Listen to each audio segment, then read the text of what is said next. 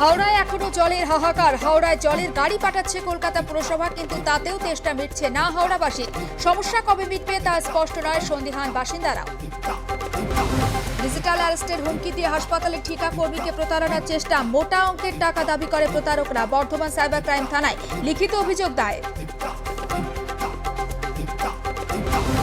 ভোটের আগে পশ্চিম মেদিনীপুরে দেওয়াল যুদ্ধে মাতল শাসক শিবির। কোথাও লেখা হিন্দু মুসলিম ভাই ভাই, বিজেপির স্থান নাই। আবার কোথাও লেখা হিন্দু ভাই ভাই, 2 কোটি বেকারের চাকরি চাই।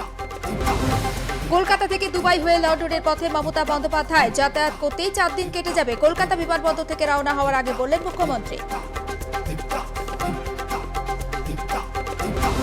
আমরা মাত্র 4-5 দিন থাকবো না, তবে যোগাযোগ সবসময় থাকবে। কোনো রকম কোনো কিছু হলে আমরা দেখে নেব, বিমানবন্দরে বললেন মুখ্যমন্ত্রী।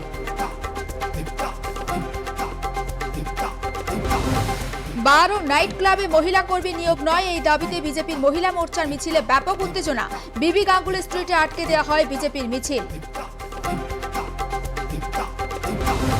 এবার বিক্ষোভ দিলীপ ঘোষের খড়গপুরের বাড়ির সামনে। দিলীপ ঘোষের মন্তব্যের প্রতিবাদে বিক্ষোভ তৃণমূল কর্মীদের। বাড়ি থেকে টেনে এনে রাস্তায় ফেলে পেটাবো, হুঙ্কার দিলীপ ঘোষের। এরডোয়ানের বিরোধিতায় জনতার ঢল নামল পথে। ইমাম ওগলুর গ্রেপ্তারের বিরোধিতায় টানা 3 রাত প্রতিবাদ চলছে ইস্তানবুলে।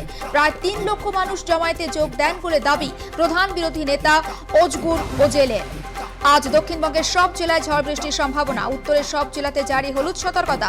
আগামী 24 ঘন্টায় 3 থেকে 4 ডিগ্রি সেলসিয়াস কমতে পারে তাপমাত্রা।